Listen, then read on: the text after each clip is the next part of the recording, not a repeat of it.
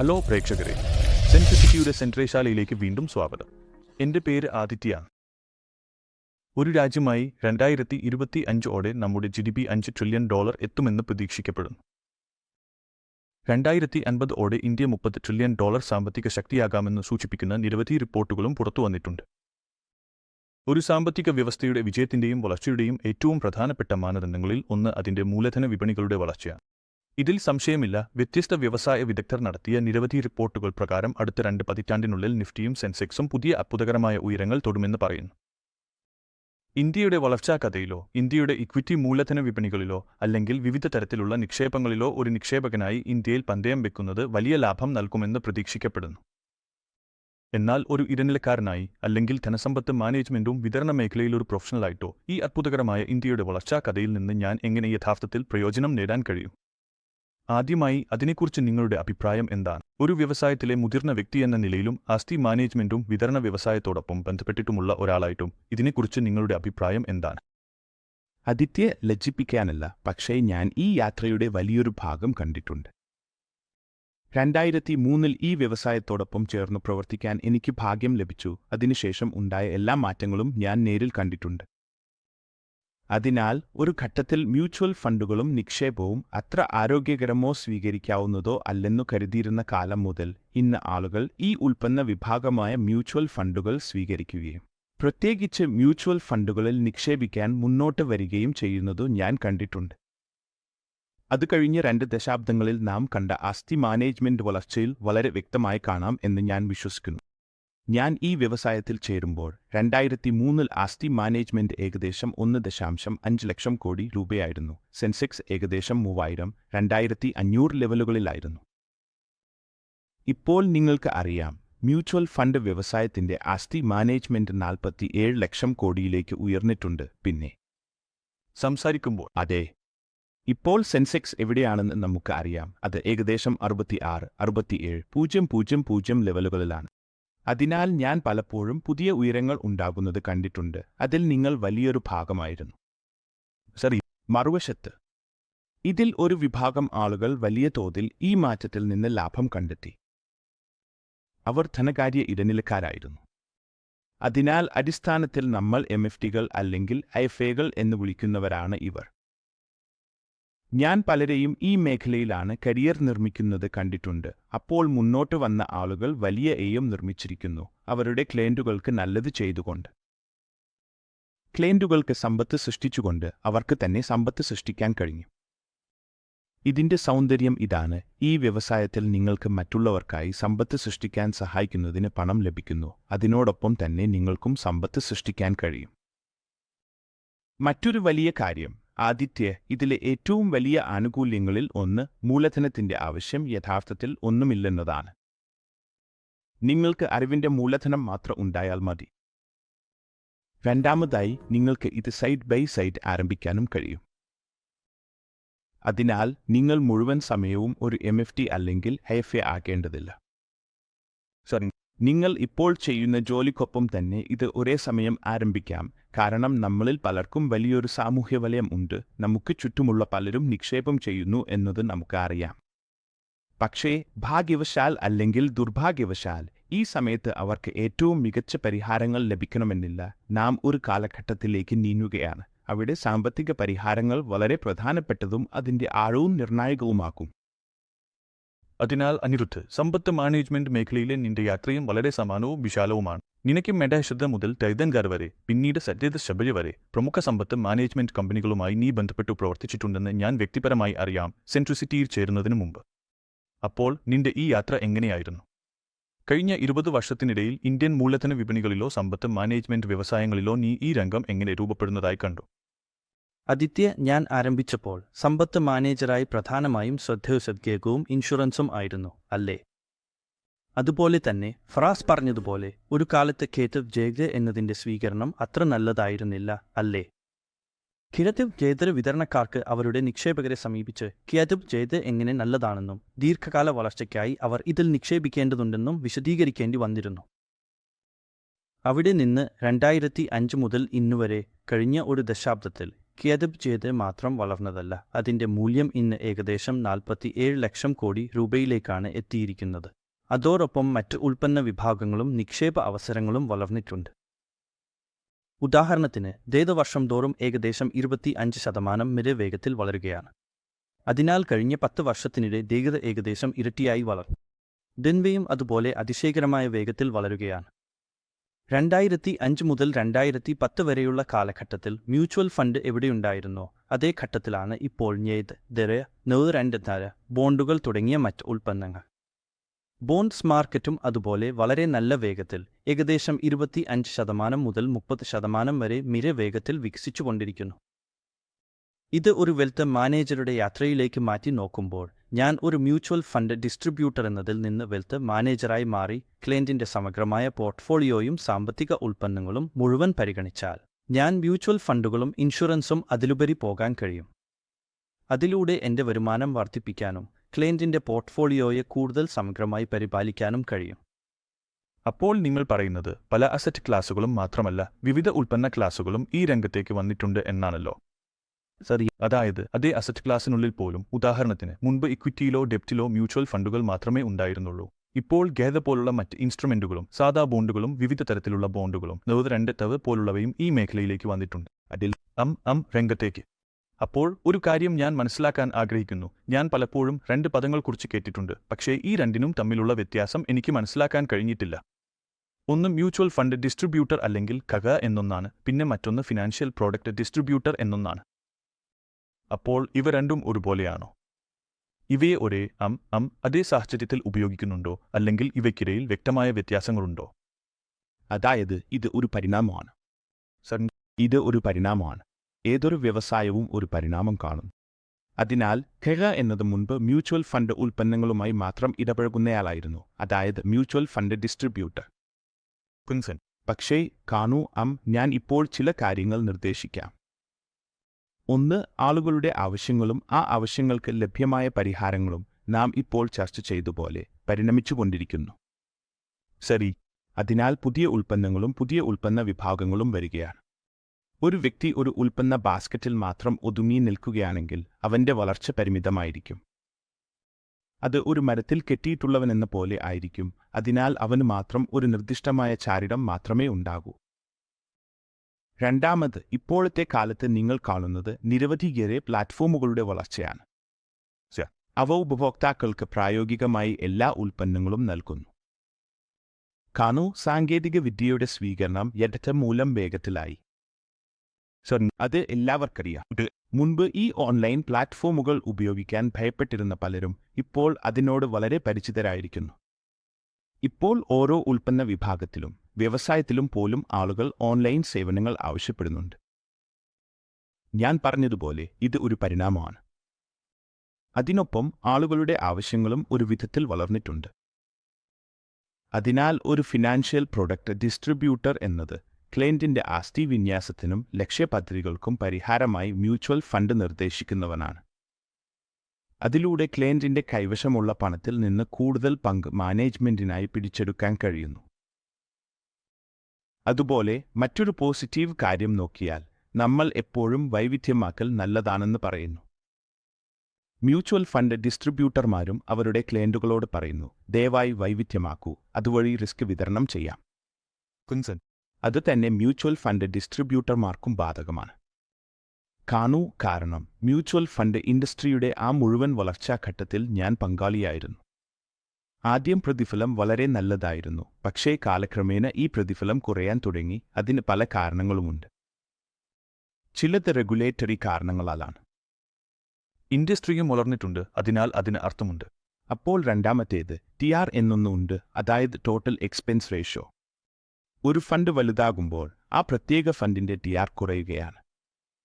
ശരി. അതിനാൽ MCയുടെ വരുമാനവും കുറയുകയാണ്. അതിനാൽ തന്നെ ഡിസ്ട്രിബ്യൂഷൻ ഫീസും കാലക്രമേണ വളരെ കുറവായി.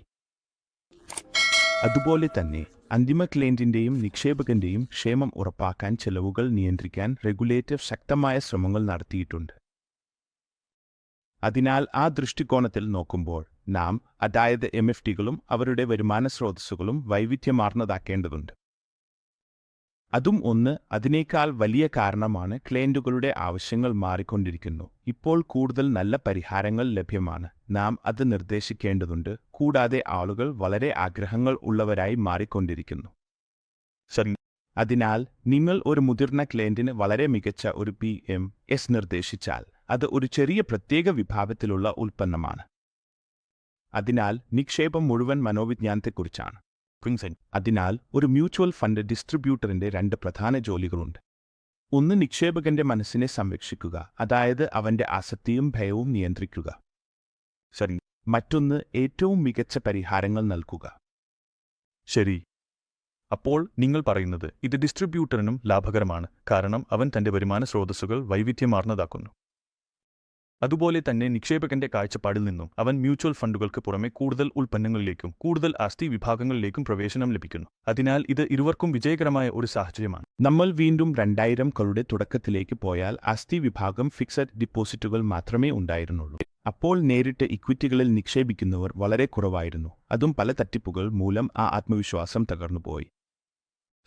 സമയത്ത് അപ്പോൾ ഫിക്സഡ് ഡിപ്പോസിറ്റ് ആസ്തി വിഭാഗത്തിൽ പ്രധാനമായിരുന്നു. പക്ഷേ പിന്നീട് നിങ്ങൾക്ക് കണ്ടു, അതായത് മ്യൂച്വൽ ഫണ്ട് വ്യവസായത്തിന്റെ ഉദയം. ശരി. അപ്രതീക്ഷിതമായി അത് ഏറ്റവും മികച്ച നിക്ഷേപ ഉൽപ്പന്നങ്ങളിലൊന്നായി മാറി. പിന്നെ നാം മ്യൂച്വൽ ഫണ്ടുകളെക്കുറിച്ചുള്ള ആ ക്യാമ്പയിനുകൾ കാണാൻ തുടങ്ങി. ശരി. അതിനാൽ ഇപ്പോൾ അതുപോലെ തന്നെ മറ്റ് ഉൽപ്പന്നങ്ങളും വികസിക്കും. ഞാൻ കണ്ടിട്ടുണ്ട്, സാധാരണയായി ഒരു പ്രത്യേക ഉൽപ്പന്നത്തിൽ ആദ്യം തന്നെ ശ്രദ്ധയാകർഷിക്കുന്നവരാണ് ഏറ്റവും കൂടുതൽ ലാഭം നേടുന്നവർ.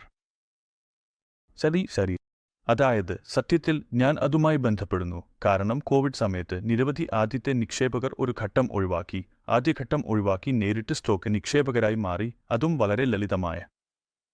നിങ്ങൾക്കറിയാമല്ലോ, വളരെ എളുപ്പത്തിൽ ഉപയോഗിക്കാവുന്ന പ്ലാറ്റ്ഫോമുകൾ പോലുള്ള സിറോധയോ അപ്സ്റ്റോക്കോ വഴി. ഞാൻ ഇതിനകം തന്നെ ആ പേരുകൾ ഉപയോഗിച്ചിട്ടുണ്ട്, പക്ഷേ അവ വളരെ മികച്ചതും വളരെ ജനപ്രിയവുമായ പ്ലാറ്റ്ഫോമുകളാണ്. അതിന്റെ പ്രധാന കാരണം അതിന്റെ ഇന്റർഫേസ് പൂർണ്ണമായും ഡിജിറ്റൽ ആയിരുന്നു. മനുഷ്യ ഇടപെടൽ ഒന്നുമില്ല, പ്രക്രിയയും വളരെ ലളിതമായിരുന്നു. ശരി. അത് ഒന്നാണ്. രണ്ടാമതായി ഞാൻ മനസ്സിലാക്കാൻ ആഗ്രഹിക്കുന്നത്, നാം സാമ്പത്തിക ഉൽപ്പന്നങ്ങൾ എന്ന് പറയുമ്പോൾ അത് നിക്ഷേപ ഉൽപ്പന്നങ്ങൾ മാത്രമാകണമെന്നില്ല, കാരണം നിക്ഷേപ ഉൽപ്പന്നങ്ങൾ ഒഴികെ മറ്റു സാമ്പത്തിക ഉൽപ്പന്നങ്ങളും ഉണ്ട്. ഉദാഹരണത്തിന് ഇവിടെ മോർട്ട്ഗേജുകൾ, വായ്പകൾ, മ്യൂച്വൽ ഫണ്ടുകൾക്കെതിരായ വായ്പകൾ, അല്ലെങ്കിൽ ഇൻഷുറൻസ് ഉൽപ്പന്നങ്ങൾ പോലുള്ളവ ഉണ്ടാകാം. ഇവ നിക്ഷേപ ഉൽപ്പന്നങ്ങൾ അല്ലെങ്കിലും അതേസമയം ഇവ സാമ്പത്തിക ഉൽപ്പന്നങ്ങളാണ്. ഇവ വിതരണം ചെയ്യുന്നത് അർത്ഥവത്താണ്, കാരണം ഈ ഉൽപ്പന്നങ്ങളിൽ പലതും പുൾ ഉൽപ്പന്നങ്ങളാണ്. ഉദാഹരണത്തിന്, ആരെങ്കിലും മോർട്ട്ഗേജ് വേണമെന്ന് ആഗ്രഹിക്കുന്നു, ആരെങ്കിലും വീട് വാങ്ങാൻ ആഗ്രഹിക്കുന്നു, അവൻക്ക് തീർച്ചയായും ഒരു മോർട്ട്ഗേജ് ആവശ്യമുണ്ട്. ആരെങ്കിലും ഇൻഷുറൻസ് വാങ്ങാൻ ആഗ്രഹിക്കുന്നു എങ്കിൽ അവൻ അത് വാങ്ങേണ്ടതുണ്ട്. നിങ്ങൾ അവർക്കു അത് വിൽക്കാതിരുന്നാലും അവർ എങ്കിലും അത് വാങ്ങും, കാരണം വിപണിയിൽ വളരെ അധികം പ്ലാറ്റ്ഫോമുകൾ ലഭ്യമാണ്.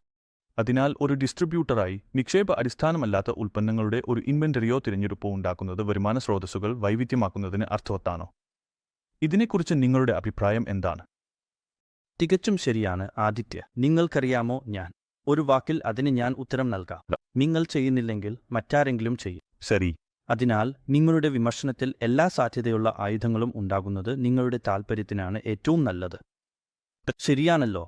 ഞാൻ ആയുധശേഖരം എന്ന് പറയുമ്പോൾ അതിന്റെ അർത്ഥം നിക്ഷേപങ്ങളുടെ ഓപ്ഷനുകളും സാമ്പത്തിക ഉൽപ്പന്നങ്ങളുടെ ഓപ്ഷനുകളും നിങ്ങളുടെ ക്ലയന്റിന് ആവശ്യമായ സഹായവും എന്നിങ്ങനെയാണ്. അതിനാൽ ഒടുവിൽ എല്ലാം വരുന്നത് നിങ്ങൾ എത്രത്തോളം നിങ്ങളുടെ ക്ലയന്റിനെയും അവരുടെ ആവശ്യങ്ങളെയും മനസ്സിലാക്കുന്നു എന്നതിലേക്കാണ്, അതും നിങ്ങൾ എങ്ങനെ അവർക്കു നൽകുന്നു എന്നതിലേക്കാണ്.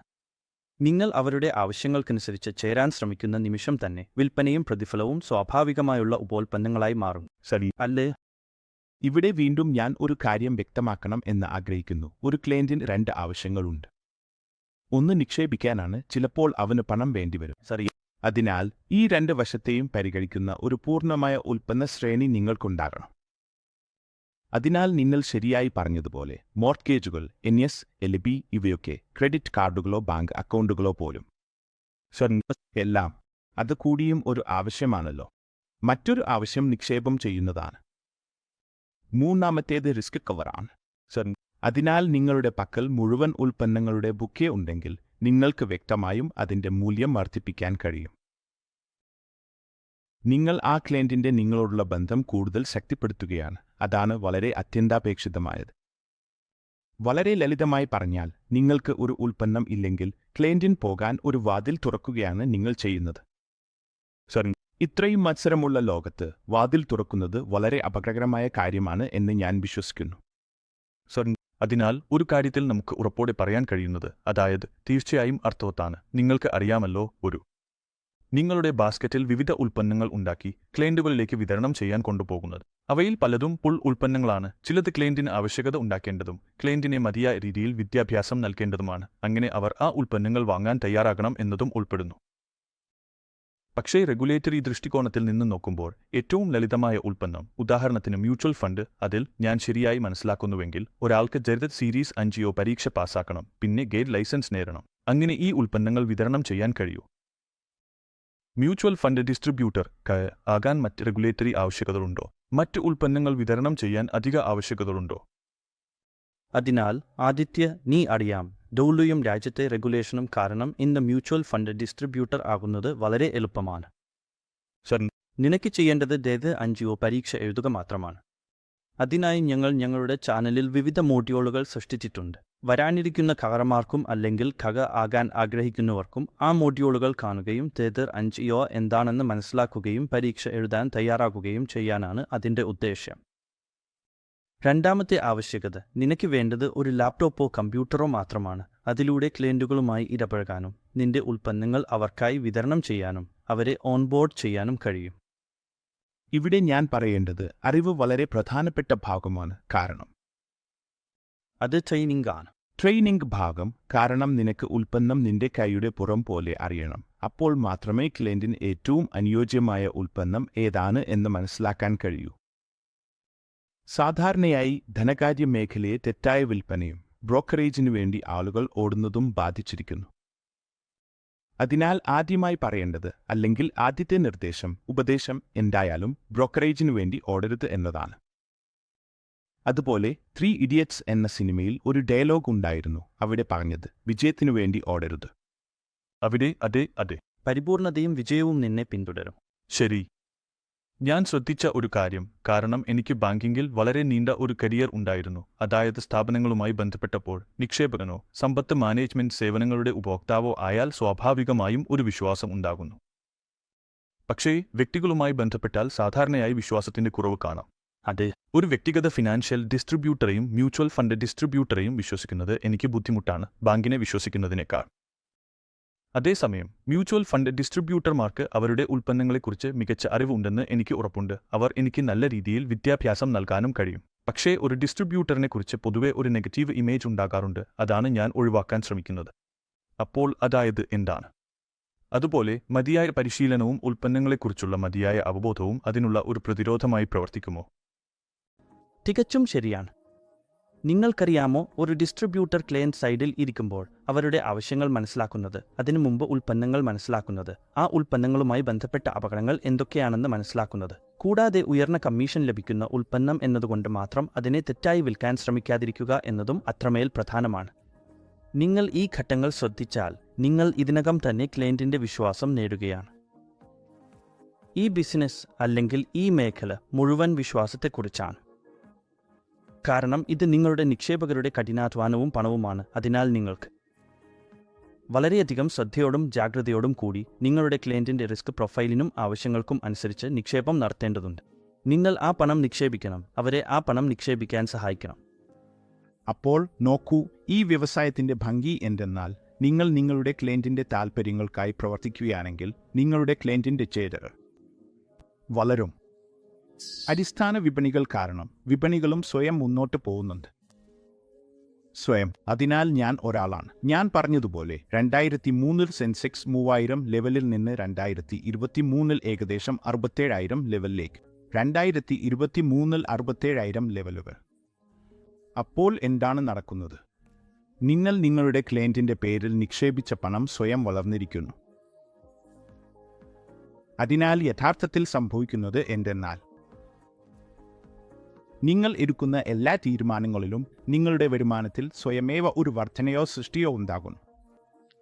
കാരണം ഈ ഉൽപ്പന്നങ്ങൾ എല്ലാം ഇപ്പോൾ ട്രേഡ് അടിസ്ഥാനത്തിലാണ്. അതിനാൽ നിങ്ങൾ നിങ്ങളുടെ ക്ലയന്റിന്റെ താൽപ്പര്യം ശ്രദ്ധിച്ചാൽ അവരെ ശരിയായ ഉൽപ്പന്നത്തിലേക്ക് കൊണ്ടുപോകാം.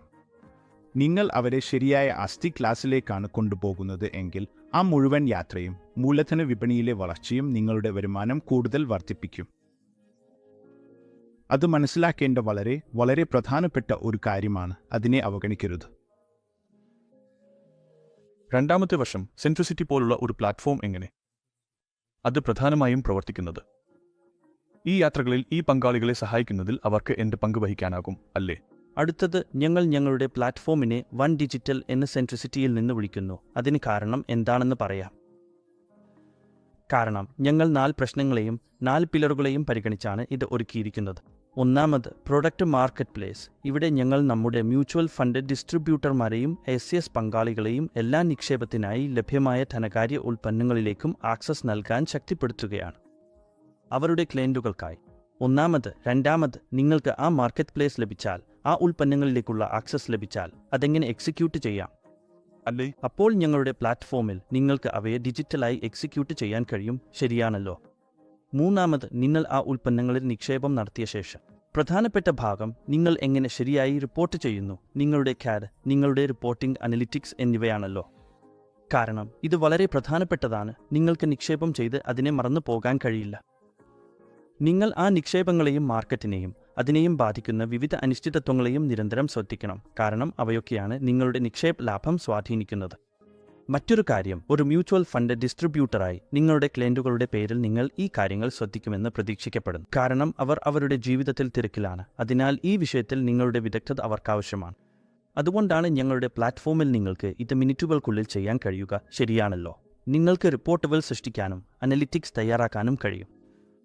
എല്ലാം ഒരു കേന്ദ്രീകൃതമായ സ്ഥലത്ത് സമാഹരിച്ച് അസ്ഥി ക്ലാസ്, ഉൽപ്പന്ന class, multi multi product reporting എന്നിങ്ങനെയുള്ള വ്യത്യാസങ്ങൾക്കൊന്നും ഭേദമില്ലാതെ എല്ലാം ഒരിടത്ത്. നാലാമത്തേത്, അതുപോലെ ഏറ്റവും പ്രധാനപ്പെട്ടതും നാം ഇതിനകം തന്നെ സംസാരിച്ചിട്ടുള്ളത്, അതായത് പഠനവും വികസനവുമാണ്. അവിടെയാണ് എനിക്ക് തോന്നുന്നു നിങ്ങൾക്കറിയാം, സെൻട്രിസിറ്റിയുടെ ഭാഗത്ത് നിന്ന് വലിയ പ്രാധാന്യം നൽകപ്പെടും. പഠന ഉൽപ്പന്നം, പുതിയ ആശയങ്ങൾ, ആശയവിനിമയങ്ങൾ എന്നിവയിൽ ഞങ്ങൾ ഞങ്ങളുടെ പങ്കാളികളെ പിന്തുണയ്ക്കും. അതിനോട് ബന്ധപ്പെട്ട അപകടസാധ്യതകൾ എന്തൊക്കെയാണെന്ന്, നിയമങ്ങളിൽ മാറ്റങ്ങൾ വന്നാൽ അതിനെക്കുറിച്ച് അവരെ അപ്ഡേറ്റ് ചെയ്യുന്നതിനും പങ്കാളികളെ കൂടുതൽ കഴിവുള്ളവരാക്കാനും പരിശീലിപ്പിക്കാനും സെൻട്രിസിറ്റിക്ക് ഉത്തരവാദിത്വമുണ്ട്. അങ്ങനെ അവർ അവരുടെ സ്വന്തം ക്ലയന്റുകൾക്ക് മികച്ച ഡിസ്ട്രിബ്യൂട്ടർമാരും ഉപദേശകരുമാവാൻ കഴിയും. ഇതുവഴി അവരുടെ യാത്രയും അവരുടെ ക്ലയന്റുകളുടെ യാത്രയും വളരെ സുതാര്യമാകും. ഇനി ഞാൻ ചേർക്കാൻ ആഗ്രഹിക്കുന്ന മറ്റൊരു കാര്യമാണ്, പുതിയ ഡാറ്റ പ്രകാരം 40% യവരുകൾ മെട്രോകളിന് പുറത്താണ് താമസിക്കുന്നത്. ശരി. മിക്ക സ്വകാര്യ ബാങ്കിംഗ് അനുഭവം നൽകുന്ന കമ്പനികളും മെട്രോകളിലാണ് കൂടുതൽ ശ്രദ്ധ കേന്ദ്രീകരിച്ചിരിക്കുന്നത്. ശരിയാണ്. അതെ, നമുക്ക് അറിയാവുന്ന ചില സ്യൂട്ട് കേസ് ഇനങ്ങൾ ഉണ്ടായിട്ടുണ്ട്.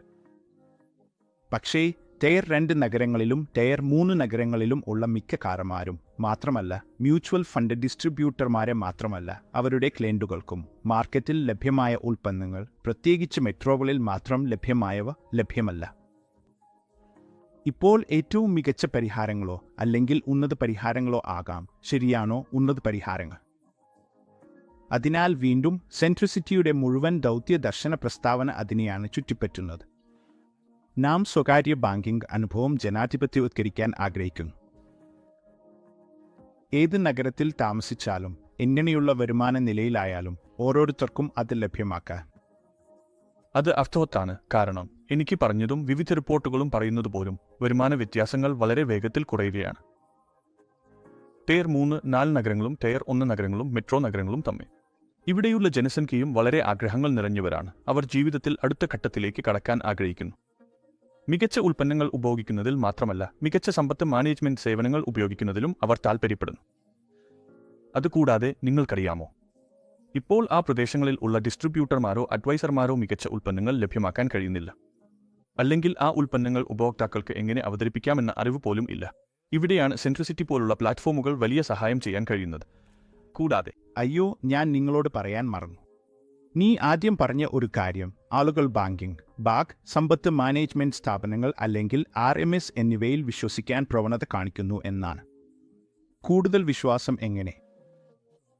നിങ്ങൾ കാരണം മനസ്സിലാക്കണം. കാരണം അവർക്കൊരു സ്ഥാപന പിന്തുണയുണ്ട്, ശരിയാണോ? ഒരു ഉൽപ്പന്ന ടീമുണ്ട് പ്രവർത്തിക്കുന്നത്. സ്റ്റാർട്ടപ്പുകളുടെ വൈറ്റ് ലിസ്റ്റിംഗ് നടക്കുന്നു, അവയെ ശുപാർശ ചെയ്യുകയും ചെയ്യുന്നു. അത് കുറഞ്ഞത് ഒരു ധാരണയെങ്കിലും ആണോ? അതുകൊണ്ടാണ് അവർക്ക് വലിയ ആത്മവിശ്വാസം. അതിനാൽ സെൻട്രിസിറ്റി ഈ സ്വതന്ത്ര FAമാർക്ക് സ്ഥാപന പിന്തുണ നൽകുകയാണ്, കാരണം ഇവർക്ക് ഈ സ്ഥാപനങ്ങൾക്കുള്ള റിസർച്ച് ശേഷിയും ടെക്നോളജി ശേഷിയും ഇല്ല. അതിനാൽ ഞങ്ങളാണ് സ്ഥാപന പിന്തുണ നൽകുന്നത്. അതേസമയം അവർക്ക് സ്ഥാപനത്തിന്റെ മാറുന്ന മുൻഗണനകൾക്ക് വിധേയരാവേണ്ടതില്ല. അവർക്ക് തങ്ങളുടെ രീതിയിൽ, തങ്ങളുടെ വേഗത്തിൽ ക്ലയന്റിന്റെ താൽപ്പര്യത്തോടൊപ്പം ചേർന്ന് ചെയ്യാൻ കഴിയും. പറയാം, ഏറ്റവും വലിയ ഒരു വെല്ലുവിളി എന്തെന്നാൽ ആരെങ്കിലും ജോലി ചെയ്യുമ്പോൾ. ഇതാണ് ഞാൻ ഹിന്ദി എഡിഷനിൽ പറഞ്ഞത്. അതാണ്. വളരെയധികം സമ്മർദ്ദങ്ങൾ ഉണ്ട്. ജനങ്ങൾ MFTകളോ ഫിനാൻഷ്യൽ പ്രൊഡക്റ്റ് ഡിസ്ട്രിബ്യൂട്ടർമാരോ ആകാൻ ആഗ്രഹിക്കുമ്പോഴും അവർക്ക് സംരംഭകരാകാൻ താൽപ്പര്യമുണ്ടാകുമ്പോഴും, കാരണം അവർ മറ്റൊരാൾക്ക് വേണ്ടി അതേ ജോലി ചെയ്യുകയാണ്. അവർക്കും സമ്മർദ്ദം നൽകുന്ന ടാർഗറ്റുകളും നമ്പർ ടാർഗറ്റുകളും വരുമാന ടാർഗറ്റുകളും ഉണ്ട്. അവർ സംരംഭകരാകുമ്പോൾ, ശരി, അവർക്കുള്ള ഏറ്റവും വലിയ വെല്ലുവിളി അവർ ഒരു സ്ഥാപനത്തിൽ ജോലി ചെയ്തിരുന്നതാണ്.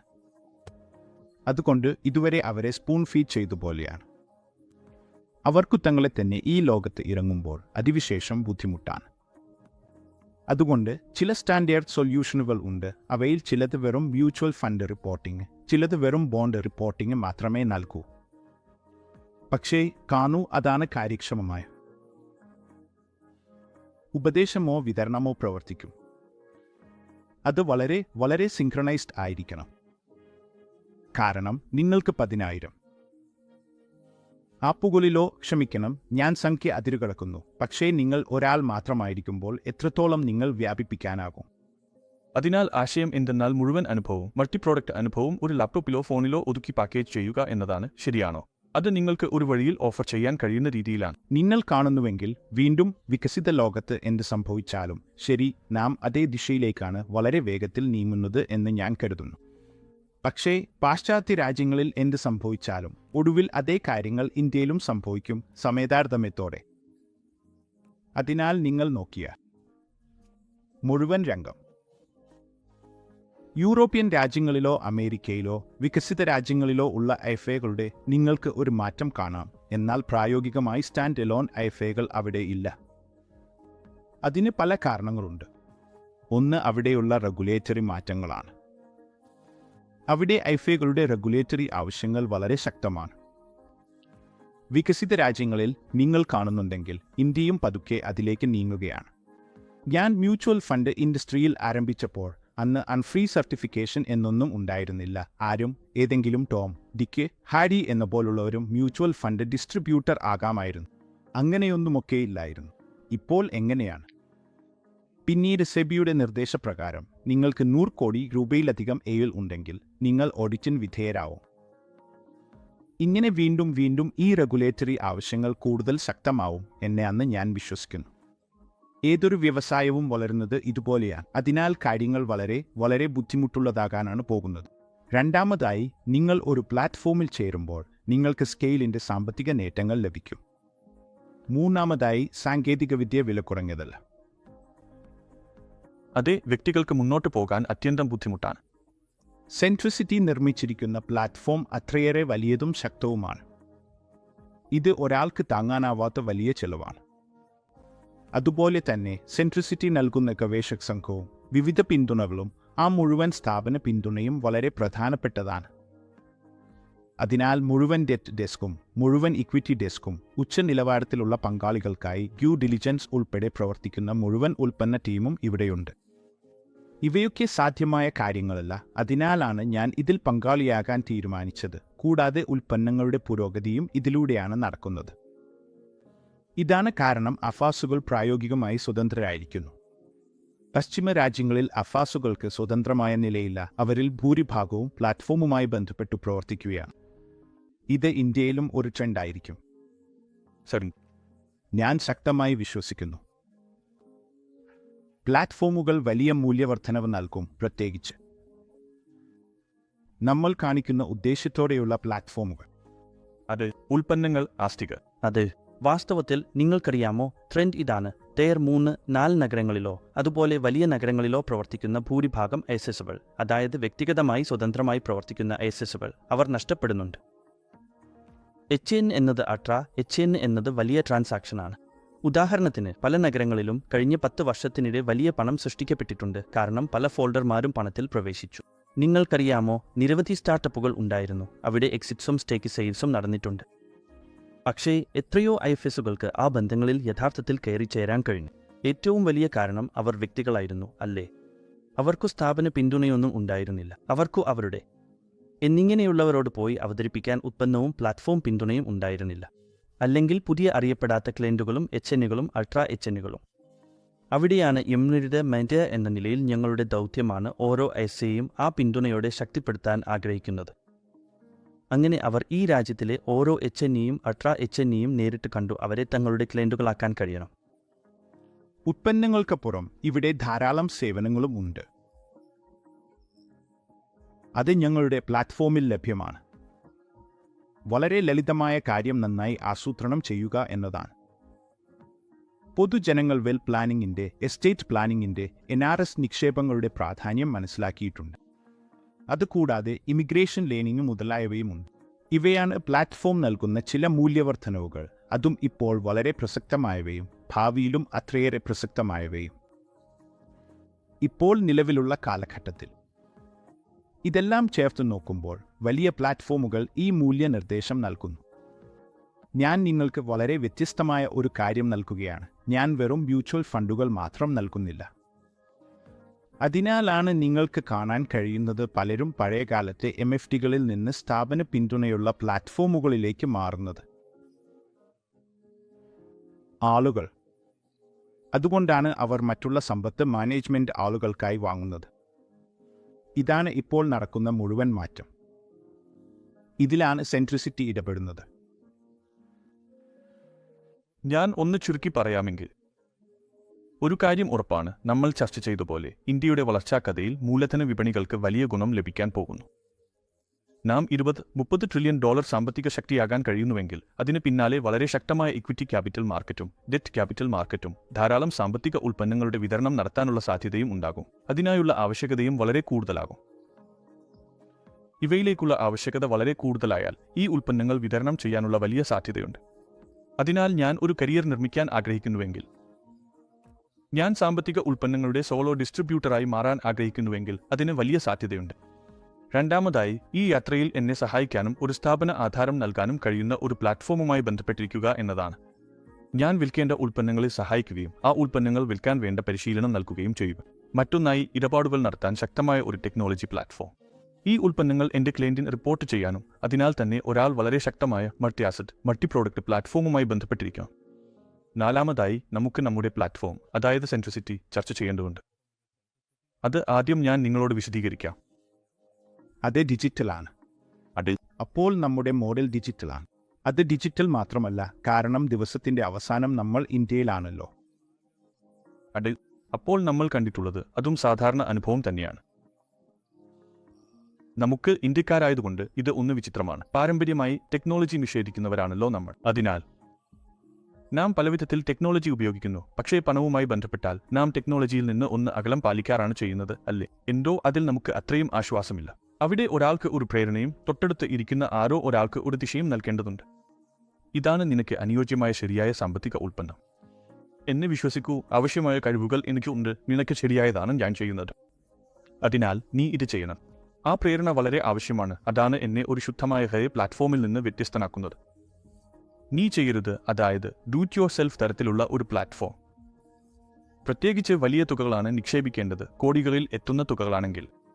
അപ്പോൾ വ്യക്തമായും ഒരാൾക്ക് ഫിസിക്കൽ ആയി, അതായത് നേരിൽ ഇരുന്ന് ഒരു ചർച്ച നടത്തേണ്ടതുണ്ട്. ഫിസിക്കൽ എന്നതിന് മറ്റൊരു കോണുമുണ്ട്. എന്റെ പങ്കാളികൾ ബ്ലാക്ക് ഫോൺ എന്ന പ്ലാറ്റ്ഫോമിൽ ചേരുന്നുവെങ്കിൽ ഞാൻ അവർക്ക് പണം നൽകുന്നുമുണ്ട്. അവർക്ക് ആ ഗ്രൗണ്ട് ലെവൽ പിന്തുണ ലഭിക്കാതെ പോയാൽ. കാരണം തുടക്കത്തിൽ, പ്രത്യേകിച്ച് ഈ മേഖലയിലേക്ക് പുതിയതായി വരുന്നവർ, അവരെ കുഞ്ഞുങ്ങളെ പോലെ പരിചരിച്ച് വളർത്തേണ്ടതുണ്ട്. കൈപിടിച്ച് നയിക്കൽ വളരെ ആവശ്യമാണ്. അതിനാൽ ആ ഫിഡ്ജറ്റിംഗ് മോഡൽ അത് ഉറപ്പാക്കുന്നു. എന്തുകൊണ്ട്? രണ്ടാമത്തേതായി, സെൻട്രിസിറ്റി മ്യൂച്വൽ ഫണ്ടിനും മ്യൂച്വൽ ഫണ്ട് ഡിസ്ട്രിബ്യൂട്ടർമാർക്കും നൽകുന്ന അഡ്വാൻറ്റേജ് ഞാൻ പറഞ്ഞതുപോലെ, നാം അവർക്ക് സ്ഥാപന പിന്തുണ നൽകുകയാണ്. അത് വെറും പഠിപ്പിക്കുന്നതോ അവർക്ക് പഠിക്കാൻ അവസരം നൽകുന്നതോ മാത്രമല്ല, തുടക്കത്തിൽ അവരോടൊപ്പം നടക്കുകയും ചെയ്യുന്നു. അതുകൊണ്ടാണ് ഞങ്ങൾ പോർട്ട്ഫോളിയോ കോച്ച് അല്ലെങ്കിൽ ഇൻവെസ്റ്റ്മെന്റ് കൗൺസിലർ എന്ന ആശയം കൊണ്ടുവന്നത്, അതായത് നിങ്ങൾക്ക് സൗകര്യപ്രദമാവുന്ന സമയത്തേക്കാൾ മുമ്പ്, തുടക്കത്തിൽ തന്നെ. ഈ മേഖലയിൽ വളരെ അനുഭവസമ്പന്നനായ ആരെങ്കിലും നിങ്ങളോടൊപ്പം വരികയും നിങ്ങൾക്ക് ആത്മവിശ്വാസവും ആ തുടക്കവും നൽകുകയും ചെയ്യുന്നു. അടിസ്ഥാനത്തിൽ ഞങ്ങൾ നിങ്ങളുടെ ഭാഗത്താണ്, പങ്കാളിയുടെ ഭാഗത്താണ് കുറച്ച് സംസാരിക്കാൻ. അതെ, സത്യമായും ഞങ്ങളുടെ ഉദ്ദേശം നിങ്ങളുടെ ബിസിനസ് വികസിപ്പിക്കുകയും വളർത്തുകയും നിങ്ങൾക്കുള്ള ചിന്താഗതിയെ വിപുലീകരിക്കുകയും ചെയ്യുന്നതാണ്. കാരണം സാധാരണയായി ഞാൻ കണ്ടത് നിങ്ങളെ നിയന്ത്രിക്കുന്നത് നിങ്ങളാണ് എന്നതാണ്. കാരണം എനിക്കോ എൻ്റെ ആളുകളോ ഇത് ചെയ്യാൻ കഴിയില്ലെന്ന് ഞങ്ങൾ വിശ്വസിക്കാൻ തുടങ്ങിയിരിക്കുന്നു. എനിക്കറിയാം അവർക്കു ഇത് ചെയ്യാൻ കഴിയില്ല. അങ്ങനെ നമ്മൾ തന്നെ നമ്മുടെ മുന്നിൽ ഈ തടസ്സങ്ങൾ സൃഷ്ടിക്കുന്നു. പിന്നീട് നിങ്ങളോടൊപ്പം വളരെ നിഷ്പക്ഷമായ ഒരാൾ ഉണ്ടാകുമ്പോൾ അവർ ആ പ്രത്യേക ഹൊറൈസൺ വിപുലീകരിക്കാൻ നിങ്ങളെ സഹായിക്കും. ആകെ വളരെ നല്ലൊരു ചർച്ചയായിരുന്നു. പല നല്ല കാര്യങ്ങളും ഉൾപ്പെടുത്തിയിട്ടുണ്ട്. നിശ്ചയമായും ഓൺ ഫിനാൻഷ്യൽ ഡിസ്ട്രിബ്യൂഷൻ ബിസിനസ് പലതവണ വളരാൻ പോകുന്നു എന്നതിൽ വിശ്വാസം നൽകുന്നു. ഈ വ്യവസായത്തിൽ ചേരാൻ പോകുന്ന ഇടനിലക്കാരുടെയും സ്വതന്ത്ര ഫിനാൻഷ്യൽ ഡിസ്ട്രിബ്യൂട്ടർമാരും ഉൽപ്പന്ന വിതരണക്കാരും വളരാൻ പോകുന്നു പലതവണ. ഇതിൽ സെൻട്രിസിറ്റിയുടെ പങ്ക് പ്രതീക്ഷയോടെ. ക്ഷമിക്കണം, എനിക്ക് ഇങ്ങനെ ഇടയിൽ ചാടുന്ന ഒരു ശീലമുണ്ട്. പ്രശ്നമില്ല. വീണ്ടും പറയാം, സെൻട്രിസിറ്റിയിൽ പങ്കാളിയായി ചേരുന്നതിൻ്റെ ഒരു വലിയ നേട്ടം എന്തെന്നാൽ നിങ്ങൾ സെൻട്രിസിറ്റിയിൽ ചേരുമ്പോൾ ഇപ്പോൾ മാർക്കറ്റിൽ ഉള്ള മിക്ക പ്ലാറ്റ്ഫോമുകളും ഒരു പ്രത്യേക വിഭാഗം നിക്ഷേപകരെ മാത്രം ലക്ഷ്യമിട്ടാണ് രൂപകൽപ്പന ചെയ്തിരിക്കുന്നത്. പക്ഷേ സെൻട്രിസിറ്റിയുമായി നിങ്ങൾക്ക് നിങ്ങളുടെ എല്ലാ ക്ലയൻറ്റുകളെയും സേവിക്കാൻ സാധിക്കും. അതിനാൽ 2000 രൂപയുടെ ദയ ആരംഭിക്കാൻ ആഗ്രഹിക്കുന്ന ആരെങ്കിലും ഉണ്ടെങ്കിൽ 2 കോടി രൂപ മുതലേക്ക് നിക്ഷേപിക്കാൻ ആഗ്രഹിക്കുന്നവരിൽ നിന്ന് നൂറുകണക്കിന് കോടികൾ ഉള്ളവരിലേക്കും സമ്പത്ത് അവർക്ക് വേണ്ടത് ഒരു വിധത്തിൽ. അതിനാൽ നാം ശ്രേണിയും ഉൾക്കൊള്ളുന്നു. അങ്ങനെ ആ മുഴുവൻ ശ്രേണിയും ഇവിടെ ഉണ്ട്. അതിനാലാണ് നിങ്ങൾ പോലുള്ളവരും അനിരുദ്ധും ഈ പണം മാനേജ് ചെയ്യാനുള്ള DNA ഉള്ളവരും ഈ പ്ലാറ്റ്ഫോമിൽ തന്നെ അതിനെ ഉൾപ്പെടുത്തിയിട്ടുള്ളത്. അത് വളരെ ഉപകാരപ്രദമായിട്ടുണ്ട്. നന്ദി അനിരുദ്ധ്, നന്ദി അരാഷ്, ഇന്ന് ഞങ്ങളോടൊപ്പം ചേരുന്നതിനും ഈ സംവാദം നമ്മുടെ പങ്കാളികൾക്കും സാമ്പത്തിക ഉൽപ്പന്ന വിതരണക്കാർക്കും ഉപകാരപ്രദമായിരിക്കുമെന്ന് പ്രതീക്ഷിക്കുന്നു. ഇന്ന് സെൻട്രിശാലയിൽ ഞങ്ങളോടൊപ്പം ചേരുന്ന പ്രേക്ഷകർക്ക് നന്ദി.